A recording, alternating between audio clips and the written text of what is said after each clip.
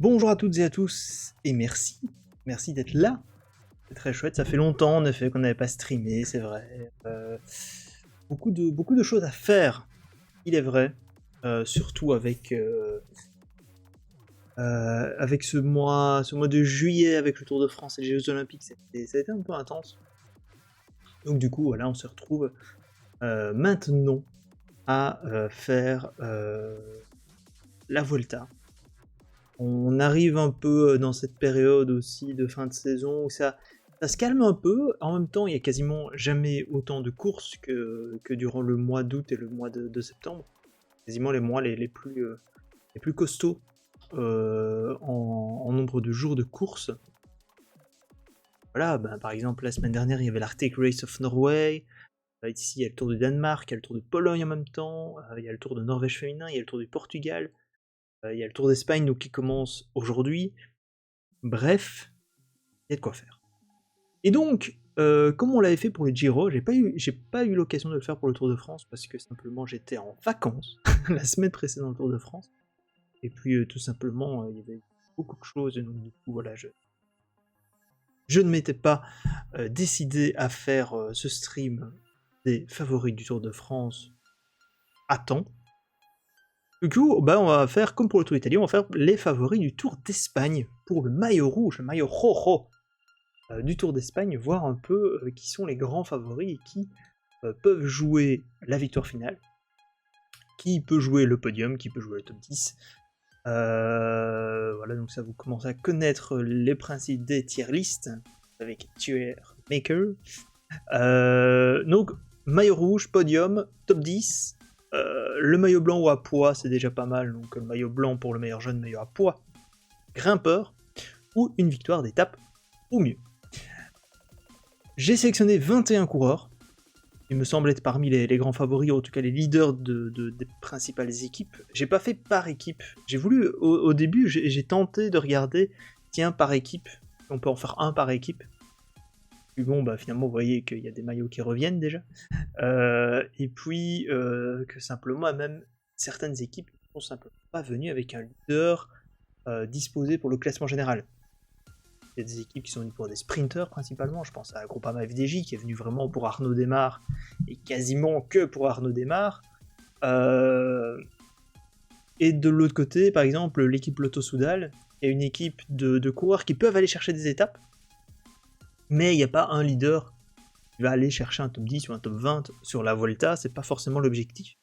L'objectif clairement annoncé, c'est d'aller chercher des victoires d'étape sur un grand tour. Donc voilà, on va faire un peu le tour, et comme ça, présenter un peu ce Tour d'Espagne. Comme d'habitude, je vous rappelle que toutes les infos sont sur Stake Review, là où je fais toutes les présentations de ces courses, de ces grands tours, comme sur chaque grand tour, en fait, donc on propose des présentations générales, une présentation générale du parcours, une présentation générale des favoris, une présentation... des favoris, pas forcément des favoris, des coureurs à suivre, c'est-à-dire qu'il y a des favoris, il y a des sprinters, etc.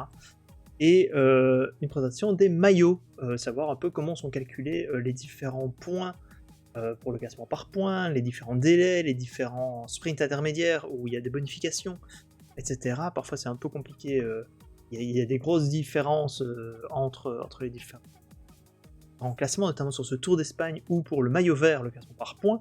Il y a eu beaucoup de changements. En fait, auparavant, il y avait quasiment les mêmes points pour chaque étape, sans distinction entre étape de plaine et étape de montagne. Cette fois, ce sera totalement différent, il y aura vraiment un peu comme le Tour de France, ou le Tour d'Italie, même aussi. Il y aura vraiment une distinction entre étape de plaine et étape de moyenne montagne ou de haute montagne, et donc a priori les sprinters seront un peu favorisés avec ce type de classement, et notamment aussi les sprints intermédiaires où le nombre de points a été rehaussé. On est un peu comme sur le Tour de France à des 20 points, 15 points, 13 et 11 je pense, pour les 4 premiers. Donc contrairement au Tour de France, les 15 premiers ne gagnent pas de points, seulement les 4 premiers, mais les points sont énormes. C'est-à-dire qu'on a 20 points pour celui qui gagne le sprint intermédiaire, donc ça risque peut-être d'un peu se batailler de le classement par points, même si, on le verra, il n'y a pas énormément de sprinters sur ce Tour d'Espagne. Donc voilà les présentations des étapes, présentation des coureurs à suivre, les règlements. Et donc notre page spéciale Vuelta, qui est disponible à la page d'accueil, où vous avez les différentes étapes. On sera mis au jour le jour les présentations quotidiennes et les vainqueurs et les maillots au fur et à mesure, et puis la liste des partants qui sera aussi mise à jour selon le nombre, selon les abandons qui risquent d'y avoir durant ces 3 semaines. Les coureurs sont barrés avec la raison de leur abandon. Donc voilà, ça sur Cycling Revue, donc ça vous voyez la présentation des étapes, étape par étape déjà, et en plus il y a des présentations quotidiennes qui reviendront tous les jours pour vous présenter les favoris, les horaires, etc. Donc voilà. On va revenir sur cette tier list. Et donc on va commencer par le premier favori, Adam Yates. Alors Adam Yates, qui c'est son premier grand tour, de l'année. Oui, il a pas fait grand chose, hein, comme vous le voyez. Il a fait une grosse pause avant les Jeux Olympiques. Et c'est son premier grand tour de l'année. Début de saison a été très très fort, Adam Yates. Je pensais vraiment que ça allait être un des coureurs de l'année. Finalement, il s'est un peu calmé, on va dire, après les classiques ardennaises. Donc deuxième du Tour des Émirats Arabes Unis, premier du Tour de Catalogne, quatrième du Tour du Pays Basque. Puis après les classiques ardennaises, il s'est arrêté. Simplement, moi je pensais qu'éventuellement ce serait pour le Tour de France. Finalement non, ça s'est confirmé que les leaders allaient être Geraint Thomas, Richie Porte et Richard Carapace, avec le succès ou non que l'on sait pour l'équipe Ineos. Et troisième Carapace certes, hein, mais voilà. Et donc il s'était préparé spécifiquement pour les Jeux Olympiques où clairement il avait une grande chance de victoire, vu le parcours un peu montagneux. Finalement il s'est un peu foiré dans le sens...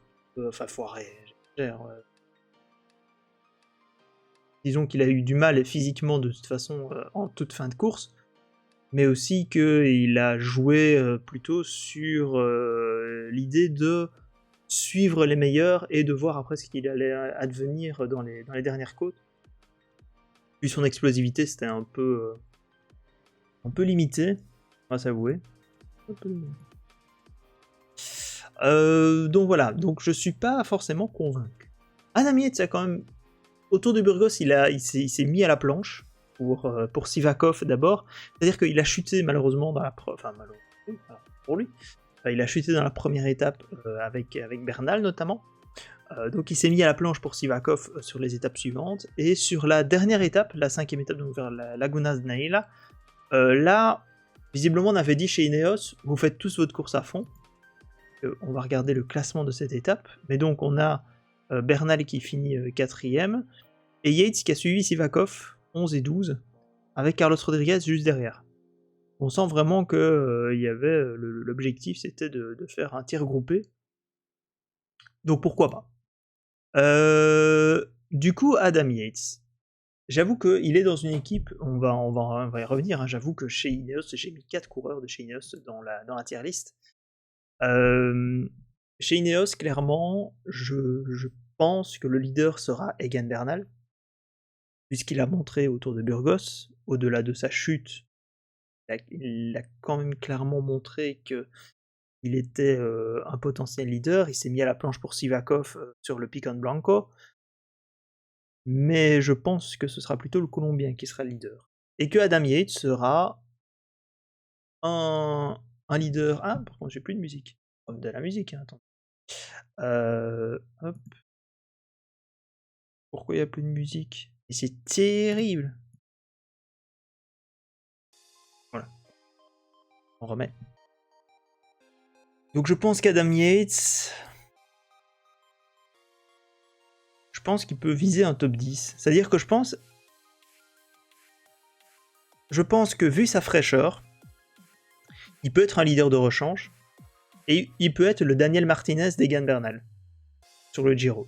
C'est-à-dire que Daniel Martinez sur le Giro a été vraiment un allié impeccable pour Bernal, capable clairement d'aller chercher le podium sur le Giro, et en même temps il continuait de bosser comme un forcené pour emmener Bernal dans les derniers cols. Donc je pense que ça peut être bon pour lui, pour Adam. Et en plus, il supporte assez bien la chaleur. Alors qu'on annonce clairement sur ces 3 prochaines semaines que niveau météo, ça risque d'être assez infernal pour les coureurs. Malheureusement, hein, le réchauffement est là, et là, il y a un dôme de chaleur qui s'annonce sur l'Espagne, qui a déjà fait exploser les compteurs en Algérie et en Italie. Et là, malheureusement, ça arrive sur l'Espagne. On risque d'avoir des températures très très très chaudes sur la Vuelta. Donc je vais mettre top 10. Top 10, c'est pas mal, parce que je le vois vraiment plus comme un équipier modèle. Alejandro Valverde. Alors, Alejandro Valverde, bon, bah, déjà sa 16e participation au Tour d'Espagne. C'est énorme. C'est énorme, il a 41 ans. Il a encore prouvé quand même sur le Tour de France qu'il était pas si mal. Certes, le poids des années commence à peser, tout simplement. Il a plus cette explosivité qu'il avait encore il y a 2 saisons. Je pense que là, clairement, il est sur la fin. Je pense clairement que c'est sa dernière saison. Lui, il fait encore un peu, non, on verra tant que j'ai toujours la motivation, on sait jamais. Je pense quand même que ça devient compliqué, c'est-à-dire que voilà, il a fait un très bon résultat sur les classiques ardennaises, hein. 5e Amstel, 3e Flèche, 4e Liège, il fait encore 7e du Tour du Pays Basque, 4e du Tour de Catalogne. Il sait clairement se mettre à la planche. Sa performance derrière Sepkus à Andorre montrait aussi qu'il pouvait faire de belles choses. Mais il n'y a rien à faire, je pense que sur 3 semaines, ça me semble très compliqué de l'imaginer faire quelque chose de sympathique. Surtout qu'il a, au sein de l'équipe Movistar, il a 2 autres leaders dont on parlera tout à l'heure. Pour moi, je le mettrais dans une victoire d'étape au mieux.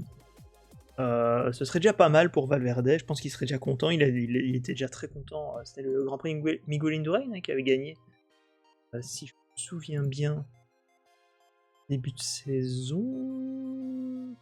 Oui, Grand Prix Miguel Indurain, juste avant le Tour du Pays Basque. En avril, il avait gagné le Grand Prix Miguel Indurain, c'était sa première victoire depuis 1 an, et on le sentait vraiment, depuis 1 an et demi même, on le sentait vraiment rassuré. Donc je l'imagine plutôt dans ce rôle-là d'équipier et de chasseur d'étape. À la Movistar, quoi, tout simplement. Hein. Attendez, je suis désolé, j'ai vraiment mon lecteur musical qui a décidé d'être énervant et de ne pas lancer de musique comme je le souhaiterais. Ah oui, non, ça plante totalement, hein. C'est terrible.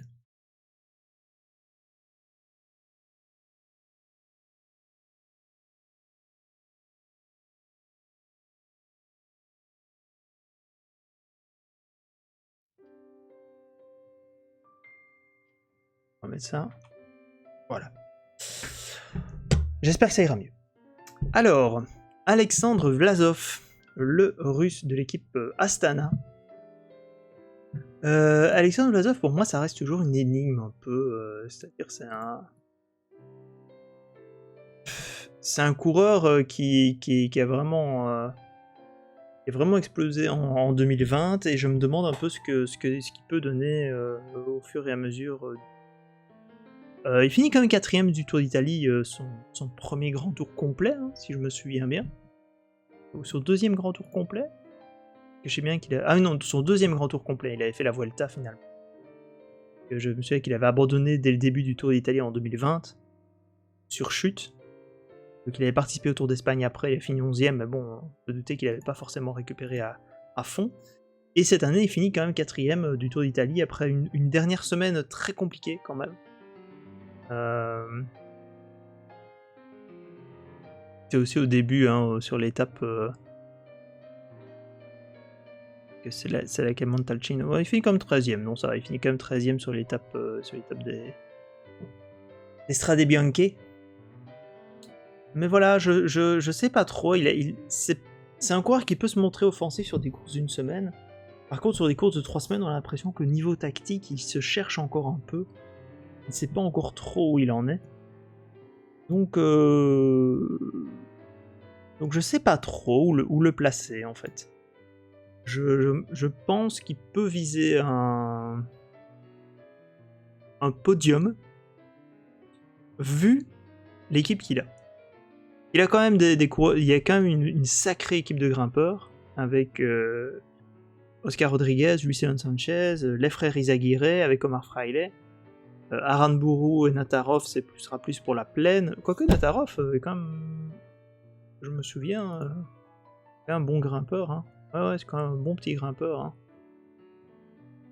Il avait gagné le Tour d'Almaty il y a 2 ans. Donc ça reste une équipe quand même qui potentiellement peut l'aider sur ces 3 semaines à tenir la distance dans l'école. Donc pourquoi pas? Pourquoi pas? Mais podium. Ouais, je veux quand même le mettre podium.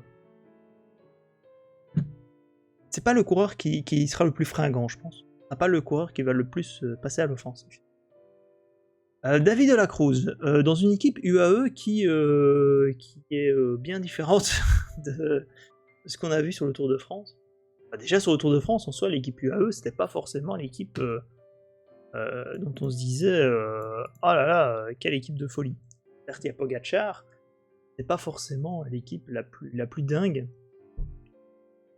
Donc ici, le leader annoncé, en tout cas celui qui porte le numéro 1, on va dire ça comme ça, c'est David de la Cruz.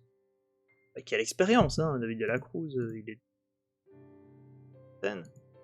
32, voilà. Il a déjà gagné plusieurs étapes, il a déjà fait plusieurs top 10 de la Vuelta, mais c'est pas le coureur qui peut jouer le maillot rouge à la régulière, je vais dire. C'est-à-dire que s'il prend une échappée et qu'il prend quelques minutes, c'est clairement un coureur qui peut faire quelque chose de sympathique, mais au-delà de ça, je pense pas qu'il va pouvoir faire grand chose. Donc du coup, David de la Cruz, pour moi, ça va être une d'étape au mieux. C'est un peu dramatique, mais je le vois même pas dans le top 10, vu ce qu'il a déjà fait cette saison. Parce qu'il a fini...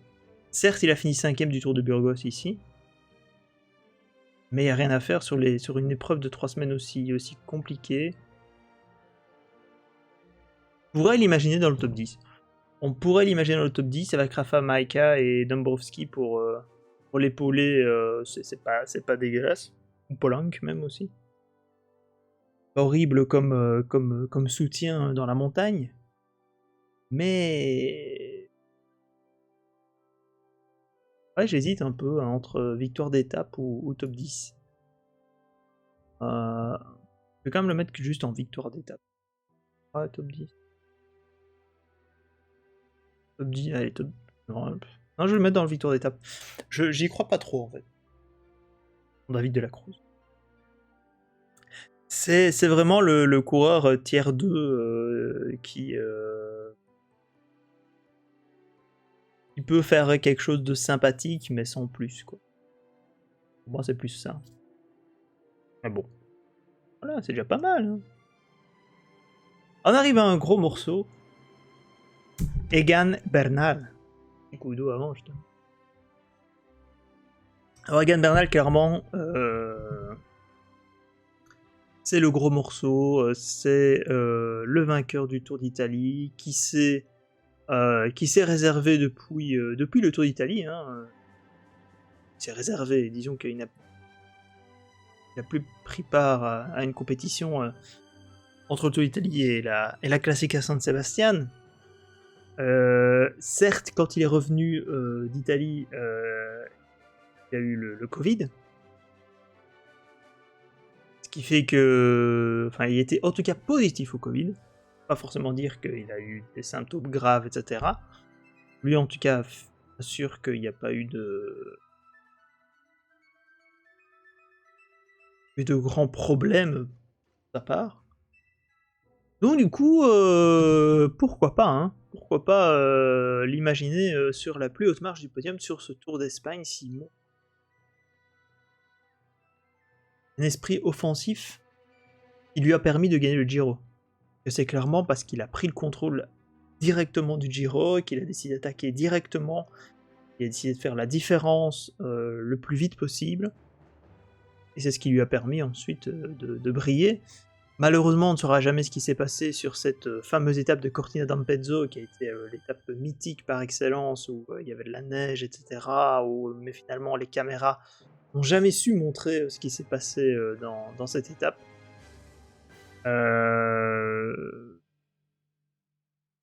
Malheureusement. Mais pour le reste, voilà, Bernal, en plus il a une équipe incroyable, avec, donc, comme disait Adam Yates, avec Sivakov, avec Carapaz. C'est costaud, c'est énorme, et je pense clairement qu'il peut viser le maillot rouge. Bon. Ce serait sa première Volta.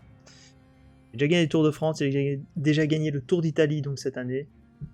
Pas mal de faire le triplé dès cette saison 2021 à 24 ans seulement. Hein. Je rappelle que Bernal il a seulement 24 ans. On a l'impression avec Pogacar que ce sont déjà les deux patrons, et clairement c'est les deux patrons des grands tours, mais bon, encore, ils ont encore le temps.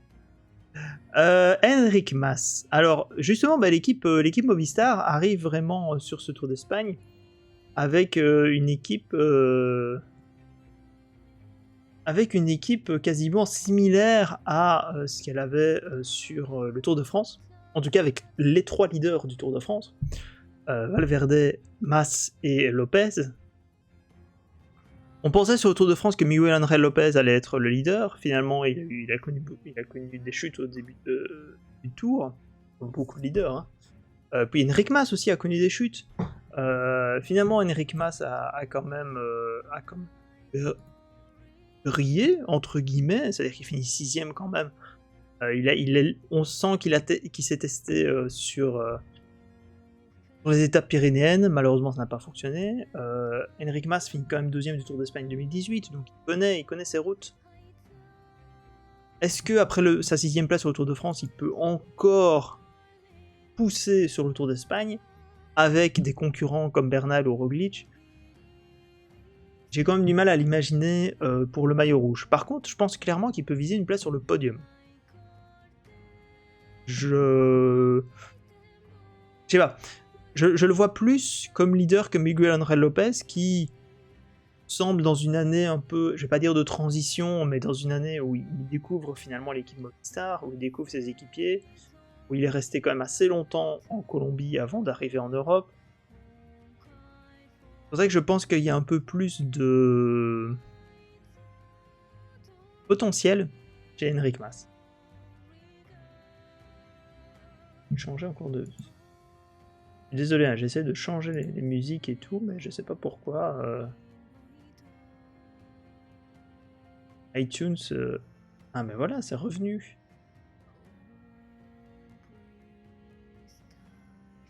Ah non, ça revient pas.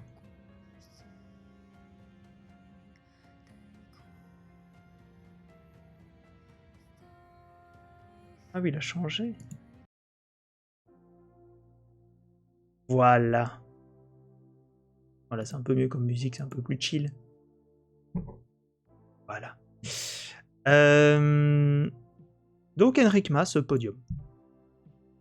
Allez. On arrive à un autre cas un peu spécial. Vidéo un peu spéciale.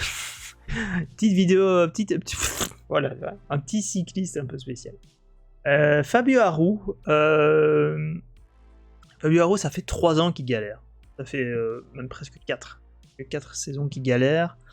Il a connu de gros problèmes au genou droit qui l'ont handicapé, qui à chaque fois on pensait qu'il allait revenir et à chaque fois il découvrait autre chose qui le gênait.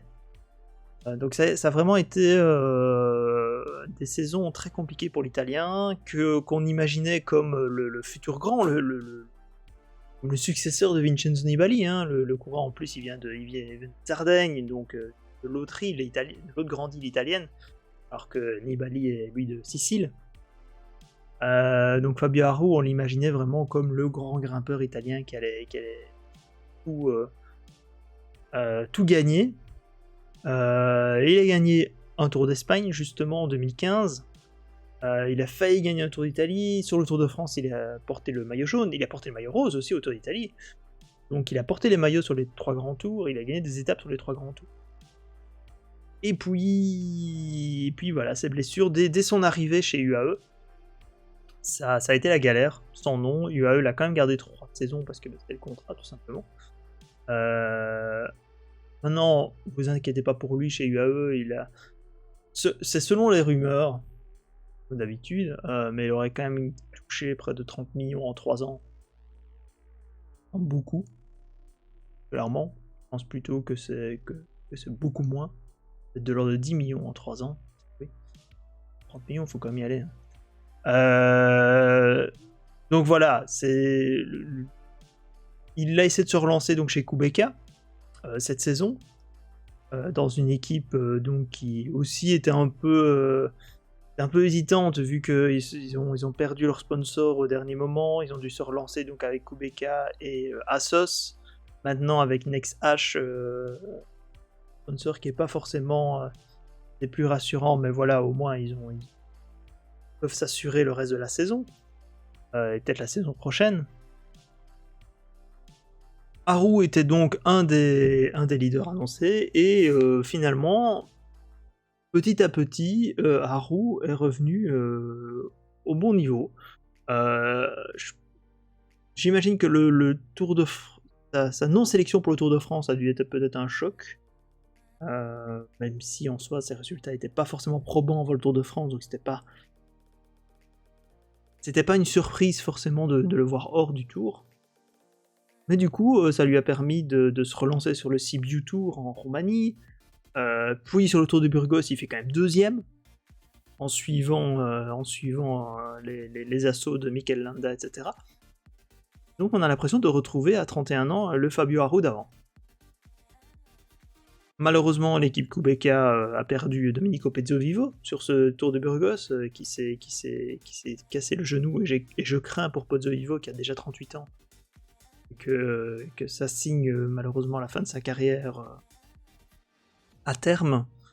Mais du coup, Haru aura pas forcément un gros support en montagne. Mais voilà, on se dit ça peut le faire. Et puis, encore grosse surprise pour Fabio Aru, c'est qu'il a annoncé jeudi, que il prenait sa retraite à la fin de la Volta. Donc, Tour d'Espagne, sa dernière course, tout simplement. Et je me dis, est-ce qu'il peut faire un coup d'éclat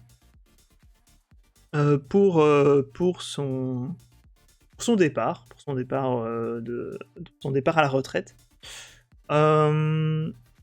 Je le vois bien faire un top 10. Je le vois bien faire un top 10 avec une victoire d'étape. Le parcours lui convient, il adore l'Espagne, c'est vraiment des cols qui peuvent lui convenir. Il n'est pas forcément fan des très longs cols, hein, c'est plutôt un explosif. Vu ce qu'il a montré à Burgos, je me dis pourquoi pas, pour son dernier grand tour, je pense que Fabio Aru peut viser le top 10, clairement. Alors, Félix Großschartner. Alors, au sein de l'équipe Bora, il n'y a pas vraiment de leader annoncé, plutôt des coureurs qui peuvent justement briller en montagne, mais pas forcément pour le maillot rouge. On a Maximilian Schachmann, on a l'ancien skieur Anton Palzer, on essaie de savoir ce que ça donne son premier grand tour, hein, cet ancien skieur qui faisait de la grimpée en fait en montagne. On attend de voir un peu ce qu'il peut donner sur cette Vuelta. Großschartner, c'est un coureur qui n'est pas si mauvais en montagne, clairement. Maintenant, de là à l'imaginer en pur leader sur 3 semaines, à l'imaginer jouer la victoire, je sais pas. L'année dernière, il a fini 9ème. C'est vrai que c'était un Tour d'Espagne particulier qui a duré 18 jours, qui était en toute fin de saison, puisque c'était la saison Corona, et qui s'est terminé. Le Tour d'Espagne s'est terminé début novembre. Donc c'était très particulier. Du coup, je m'interroge un peu sur est-ce qu'il peut refaire cela. Pour moi, Großschartner, c'est un peu le coureur typique qui peut aller chercher justement un maillot à poids. Qui peut aller chercher des victoires d'étape en montagne et le maillot à poids. J'ai du mal à l'imaginer de nouveau dans le top 10. Moins de circonstances qui peuvent être favorables à sa destinée. Mais moi je le vois plus maillot à pois. Victoire d'étape et maillot à pois pour Félix Grossschartner. Giulio Ciccone. Alors Giulio Ciccone, il a connu malheureusement la malchance lors du Tour d'Italie. Il était très bien placé, jusqu'à Cortina d'Ampezzo. Hein. Il est juste regarder sa position au classement général à ce moment-là. Il était 6ème encore. Hein. Cortina d'Ampezzo, et puis une sale chute dans l'étape de Segadiala, avec notamment Remco Evenepoel à ce moment-là. Oui, c'était là, hein. Ou c'était le Zoncolan? Non, c'était Segadiala, je pense, si je me souviens. Oui, si, c'est ça. Et puis, finalement, le lendemain, il ne prend pas le départ. Depuis lors, vous voyez qu'il fluctue un peu au niveau des résultats. Il est revenu quand même assez rapidement en route sur la route d'Occitanie. Il finit 5ème quand même après un gros programme pyrénéen. La semaine cycliste italienne, il s'est un peu réservé pour les Jeux Olympiques. Il a fini, lui, il a joué la carte d'équipier. Et pardon, je me rends compte que les résultats se voient pas. Voilà en dessous. Donc les Jeux Olympiques, il s'est mué en équipier pour Nibali et pour Bettiol. Et depuis lors, il s'est réservé, il a enchaîné quelques stages en altitude, mais rien de plus. Pas de Tour de Burgos ou autre pour Ciccone. Qu'est-ce qu'il peut faire finalement? Vu ce qu'il a montré sur le Tour d'Italie, on peut se dire que Ciccone peut viser quelque chose. J'avoue que je pense que pour lui, un top 10 serait pas mal.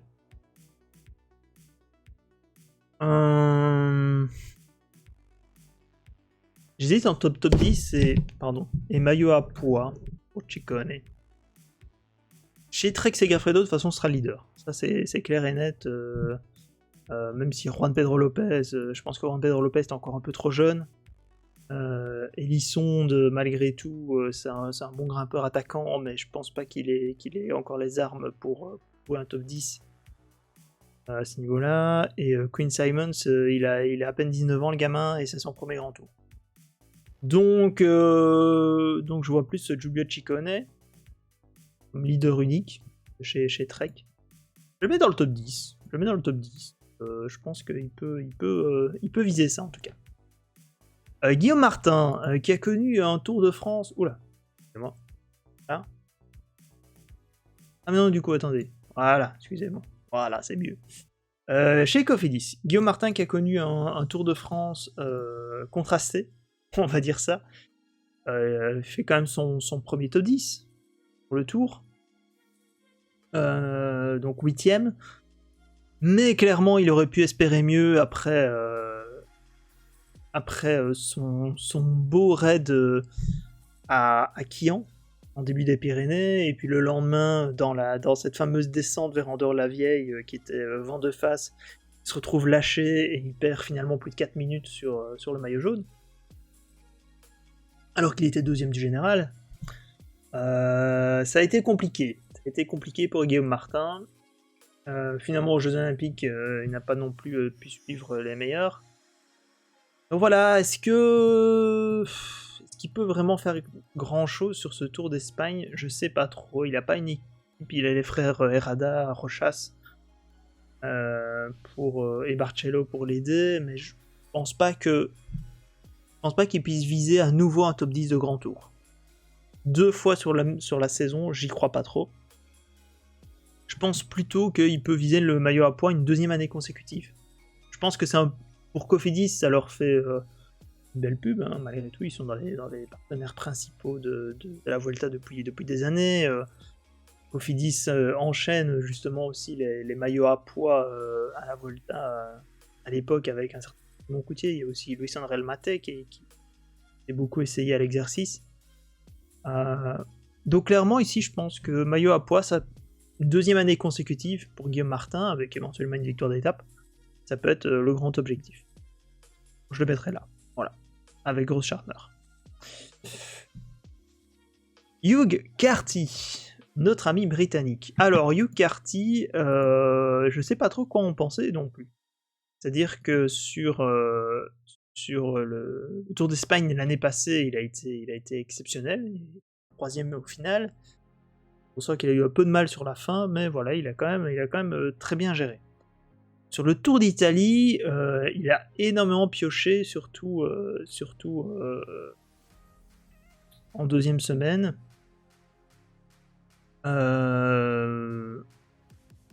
Et sur la toute fin de tour, il a vraiment eu du mal. Du coup, je me demande, est-ce qu'il est vraiment fait pour ça? Est-ce qu'il peut vraiment encore s'améliorer sur les grands tours? Ou est-ce qu'il a atteint son maximum avec cette 3ème place au Tour d'Espagne l'année passée? Donc, comme je disais, sur un Tour d'Espagne un peu particulier, en toute fin de saison, quand tout le monde n'est pas forcément à son meilleur. Sur le Tour de Burgos, il a connu justement des parts très compliquées. Et puis finalement, il a attaqué les 2 dernières étapes, pardon. Et puis sur la dernière, ça a réussi. Finalement, il gagne sur les lacs de Neila. Donc sur la seule arrivée au sommet du Tour de Burgos, il s'impose. Donc finalement, il est pas si mal.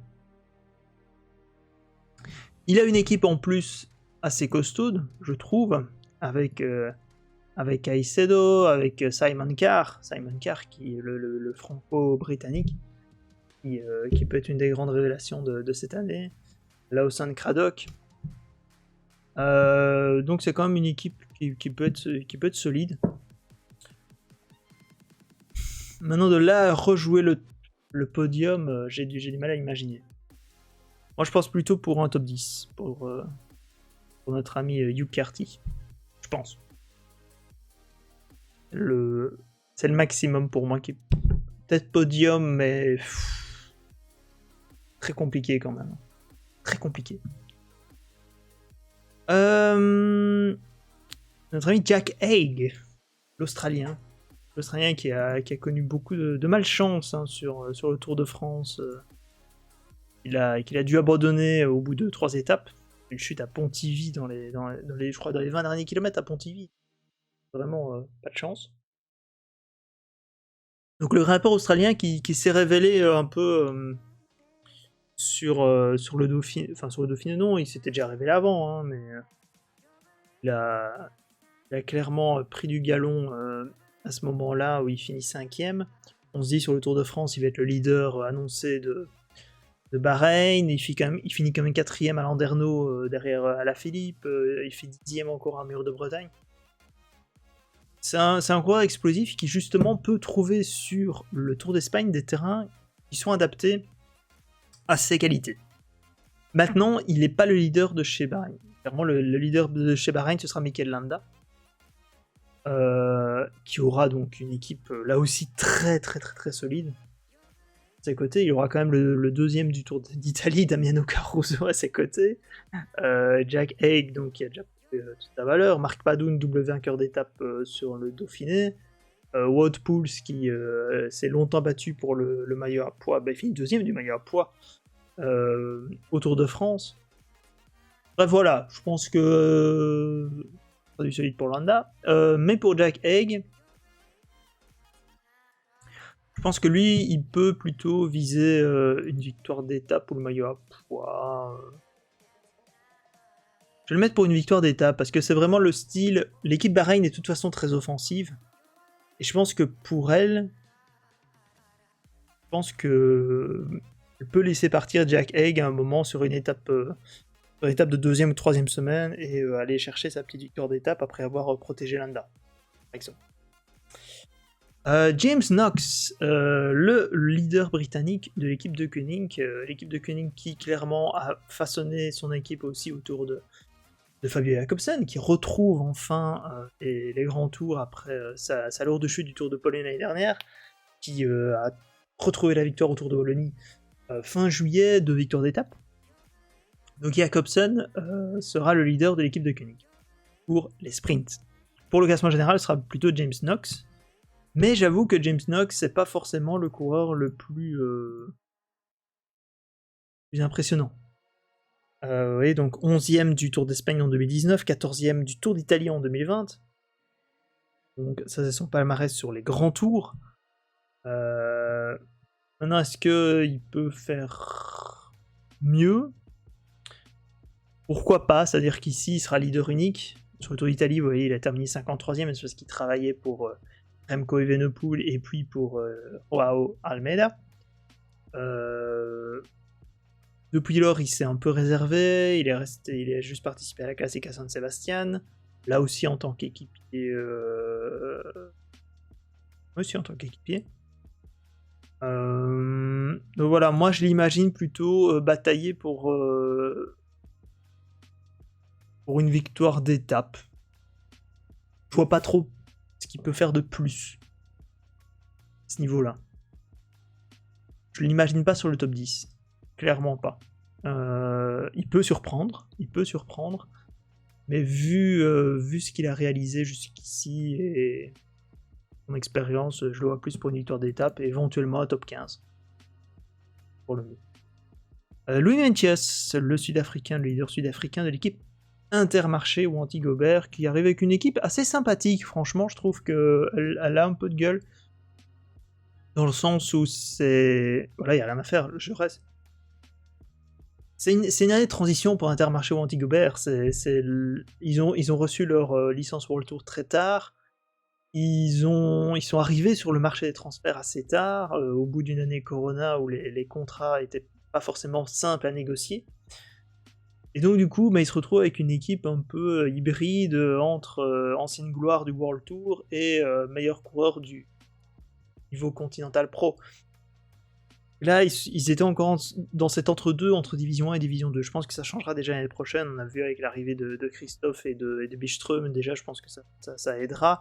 Je pense qu'il faut encore quelques coureurs pour la montagne, que ça ait un peu plus de gueule, parce que voilà, après, Meintjes, Hirt et Taramae pour la haute montagne, c'est déjà pas mal. Petili et Eiking savent quand même grimper aussi, et ils peuvent aider, voire aller jouer eux-mêmes une victoire dans les étapes de moyenne montagne. Voilà, c'est une équipe offensive qui va de toute façon essayer de mener.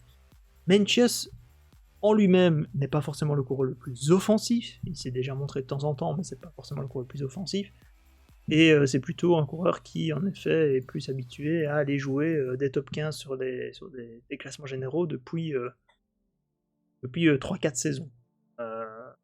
Depuis sa 8ème place, ses 2 8ème places sur les Tours de France 2016-2017, il n'a plus forcément fait grand chose.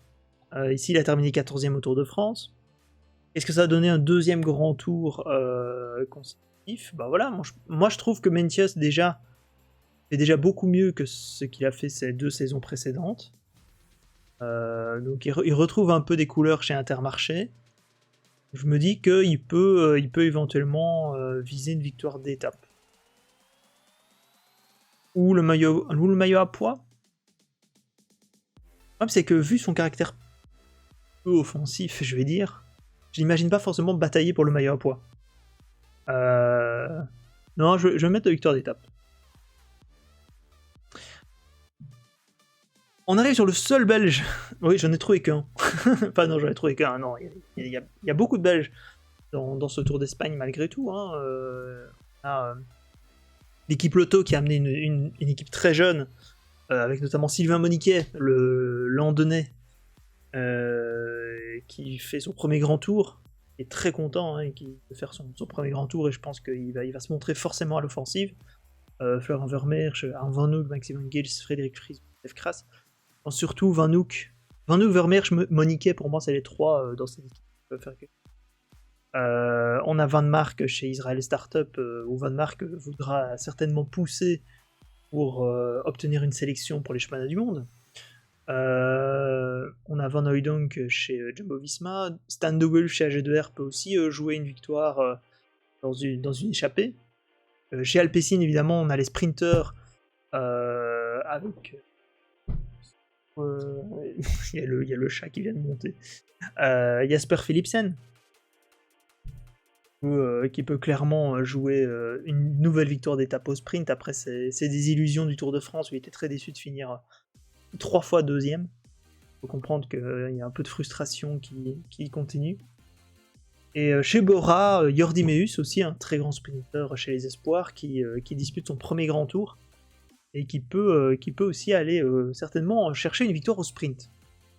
Mais il y en a un, voilà, il y en a un seul pour moi qui peut éventuellement faire quelque chose de sympathique au classement général, c'est Maury Van Zevenant. 22 ans, ce sera son premier grand tour lui aussi. Il a quand même été assez impressionnant sur les Jeux Olympiques, hein. Il a quand même joué très bien son rôle d'équipier.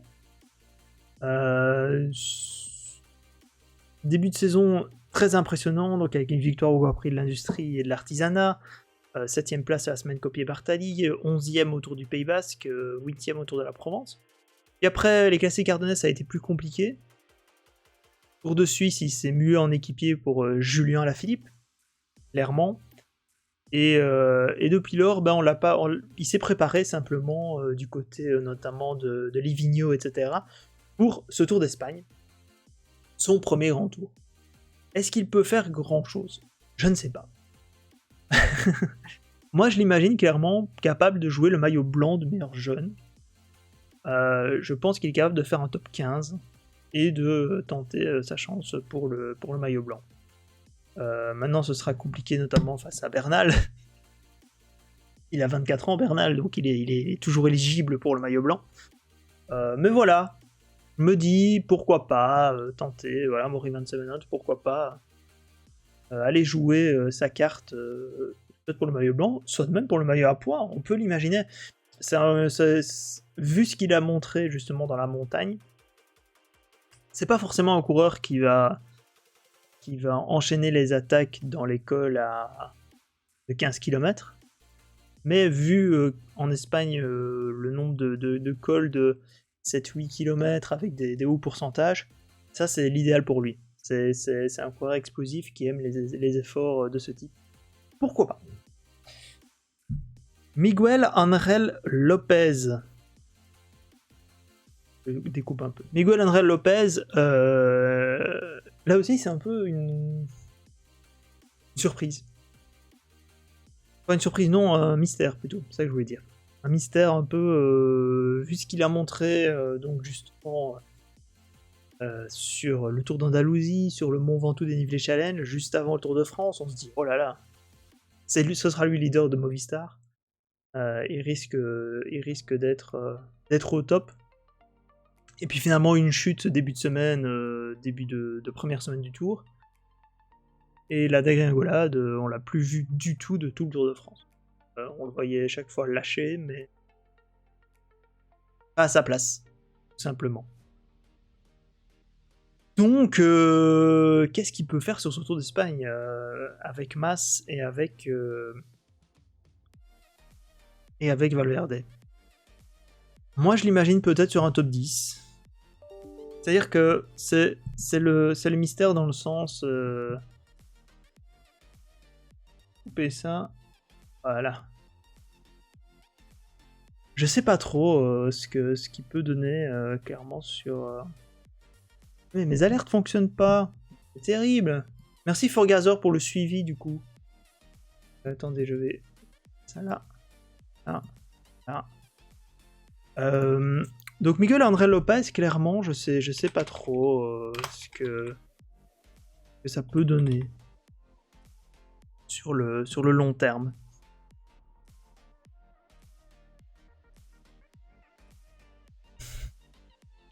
Où est-ce qu'on peut le mettre? Moi, je l'imagine plutôt pour pour un top 10.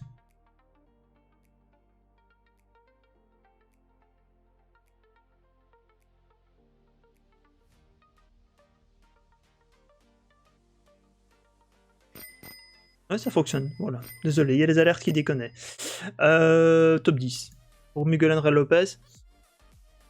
Il peut nous surprendre, tant mieux pour lui s'il arrive à taper un podium ou autre, mais voilà. J'imagine pas mieux.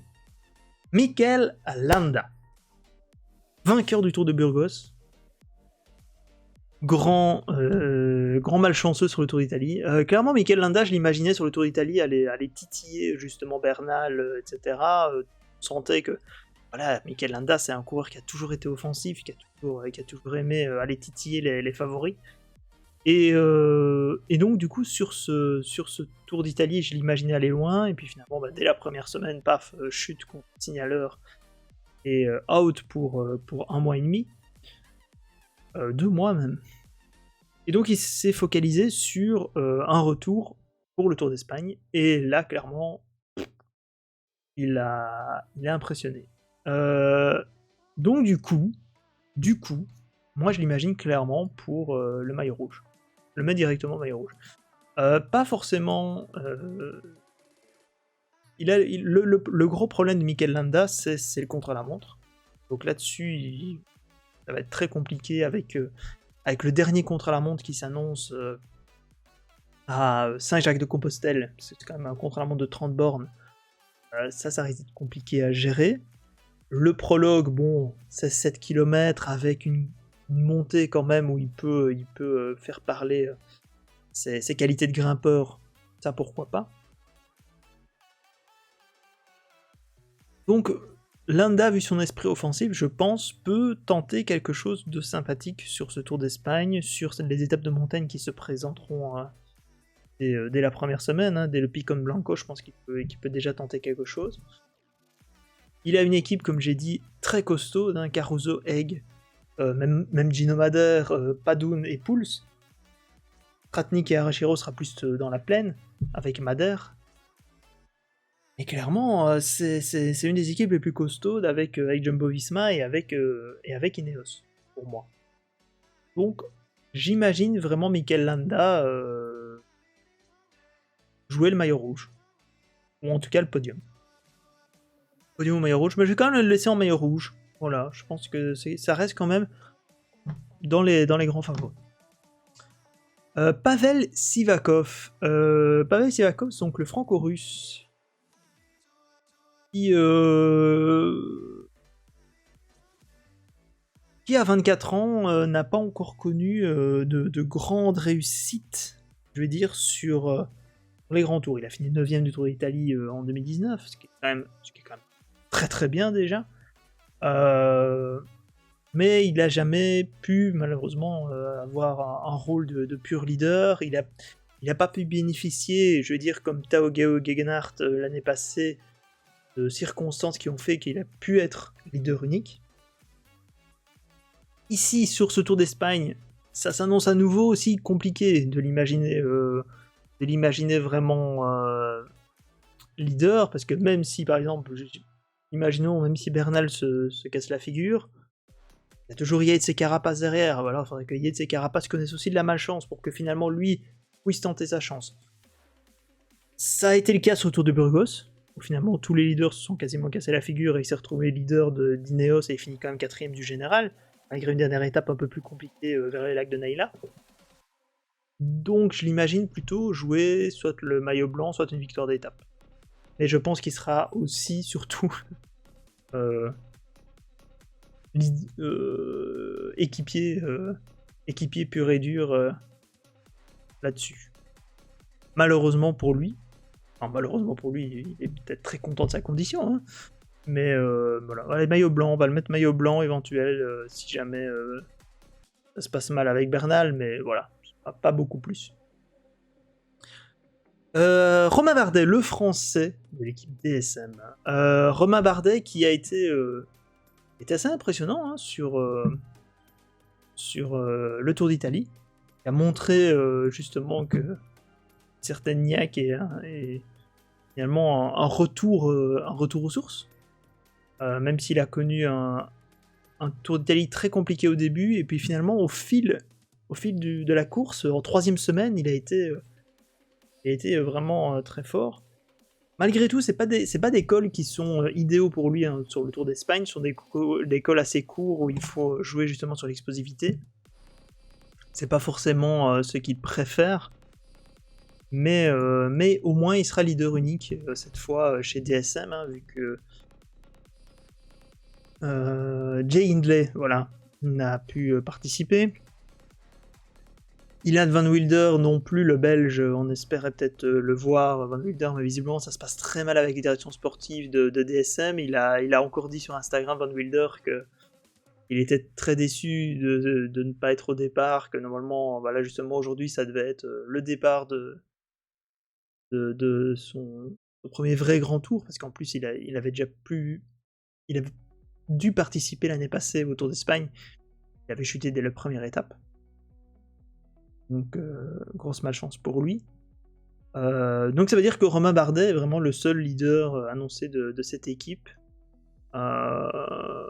Il aura Hamilton, Storer et Aga pour l'emmener. Est-ce que c'est suffisant? Bon, ça reste très limité, quoi. C'est pas une équipe de purs grimpeurs comme d'autres peuvent en avoir. Mais voilà, je pense que Romain Bardet, là-dessus, peut jouer, à mon avis, un podium. Ce sera top 5 ou podium pour Romain Bardet. Son grand défaut aussi, c'est le contre-la-montre, hein, clairement.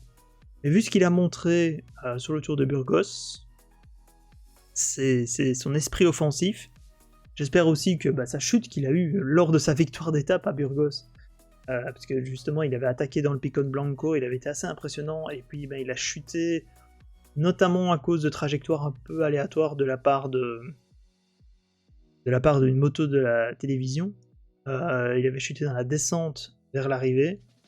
Il s'en était bien sorti, mais il avait dit que lors de la dernière étape, l'étape durant laquelle il a perdu le classement général au profit de Landa, il avait dit que clairement la chute l'avait handicapé sur la fin. Mais malgré tout, je l'imagine plutôt sur le podium. En tout cas, batailler pour le podium. On va dire ça comme ça. Le champion olympique sur route, Richard Carapace, l'équatorien, qui n'a pas montré un esprit des plus offensifs sur le Tour de France, hein, on va se l'avouer, mais qui s'est retrouvé leader de l'équipe Ineos un peu par défaut, et qui a tenté de maintenir son rang comme il pouvait, et finalement il termine 3ème. C'est pas si mauvais, clairement, mais voilà, c'est sûr que chez Ineos on aurait aimé plus, déjà au moins une victoire d'étape, voilà.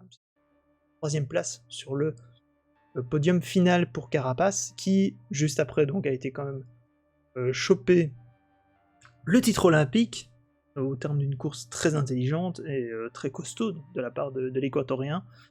Il arrive sur ce Tour d'Espagne un peu avec cette fois, un statut de équipier modèle, co-leader, on sait pas trop, mais a priori ce serait Bernal quand même plus le leader, et lui en tant que deuxième larron si jamais il y a un souci, il y a un pépin. Donc j'hésite entre le podium et le top 10, mais je pense que je vais plutôt le mettre dans le top 10. C'est-à-dire que je pense qu'avec le Tour de France plus les Jeux Olympiques et la pression retombée des Jeux Olympiques, je pense malgré tout qu'il ne sera pas forcément au top de sa condition pour la Vuelta. Je l'imagine plutôt top 10. Richard Carapace, comme Yates, éventuellement jouer une place en tant que coéquipier, justement, modèle. Et on termine avec celui qui est annoncé comme le grand favori de ce Tour d'Espagne, par beaucoup, le champion olympique contre la montre, cette fois. Primoz Roglic, Jumbo-Visma, clairement, voilà, double tenant du titre. S'il n'y avait pas eu les Jeux Olympiques, on aurait douté de sa condition, parce que il est sorti du Tour de France meurtri, avec la chute dès la 3ème étape, et son abandon sur une étape de montagne où il apparaissait vraiment au plus mal, en train d'essayer d'avancer comme il pouvait, alors que c'était l'étape qu'il devait presque gagner, parce que c'était vers Tignes, là où il est resté pendant plusieurs mois avec sa famille pour préparer ce Tour de France. Ça s'est pas passé comme prévu, il a dû renoncer et il s'est remis tout de suite en selle pour préparer pour préparer les Jeux Olympiques et surtout le contre-la-montre. Il a parfaitement maîtrisé, il a mis 1 minute à tous ses adversaires, il n'y a rien à dire. Et donc du coup, il arrive sur le Tour d'Espagne avec la grosse pancarte avec Bernal. L'équipe Jumbo-Visma qui sera encore une fois très solide. Gesink, Hofstede, Kruijswijk, Kuss, Omen dans la montagne. Ça va quand même faire du dégât. On a Van Hooijdonk et Bouwman en plus pour la plaine. Donc voilà, Roglic, je vois pas trop. Tout est pour lui, c'est-à-dire que ce sont des cols justement où l'explosivité peut clairement faire la différence. Lui, c'est un spécialiste justement pour aller chercher le sprint derrière et mettre une petite mine en dernière seconde face à ses adversaires. Les contre-la-montre sont favorables à ses qualités de rouleur-grimpeur. Le parcours est pour lui, il a l'expérience, il sait comment gérer un Tour d'Espagne. Il n'y a rien à dire, voilà, tout simplement. Donc Roglic avec Landa et avec Bernal pour le maillot rouge. Et on a fini cette tier list. Incroyable. On a fini cette tier list des favoris de la Vuelta. Bien entendu, voilà, ça c'est mon avis. Clairement, c'est pas forcément l'avis de rassembler de tous les médias, de tous les observateurs du vélo. C'est plus mon avis. Voilà, c'est ma tier list du Tour d'Espagne, des favoris, de ceux qui vont faire la course à mes yeux les 3 prochaines semaines, du moins pour le classement général. Comme je disais, il y a aussi beaucoup de sprinters, enfin pas beaucoup en fait, je dis beaucoup mais pas tant que ça. Donc il y a Jasper Philipsen pour les Belges, Jordi Meus chez Bora aussi. Mais sinon, il y a Jacobsen chez De Koning, Demar chez Groupama, Michael Matthews chez Bike Exchange, mais sinon, Dainese chez DSM, éventuellement Wesley Creder chez Intermarché, c'est pas non plus un pur sprinter, Venturini chez AG2R, Aranburu chez Astana, mais c'est pas forcément des Aberasturi chez Caraoural, Magnus Cort chez EF. Voilà, c'est pas des coureurs, des purs sprinters, les derniers que j'ai dit. Molano chez UAE. Voilà, à voir ce qu'ils peuvent réaliser. Mais donc pour le général, voilà, maillot rouge, favori vraiment pour la première place. Bernal, Landa, Roglic, favori pour le podium. Vlasov, Mas et Bardet. Pour le top 10, Adam Yates, Fabio Aru, Giulio Ciccone, Hugh Carty, Miguel Ángel Lopez et Richard Carapaz. Dans la bataille pour le maillot blanc, le maillot à poids, donc maillot blanc de meilleur jeune, maillot à poids de la montagne, Félix Ruschartner, Guillaume Martin, Maury Van Sevenant et Pavel Sivakov. Et pour une victoire d'étape au mieux, mais ils peuvent peut-être nous surprendre, Alejandro Valverde, David de la Cruz, Jack Haig, James Knox et Louis Meintjes.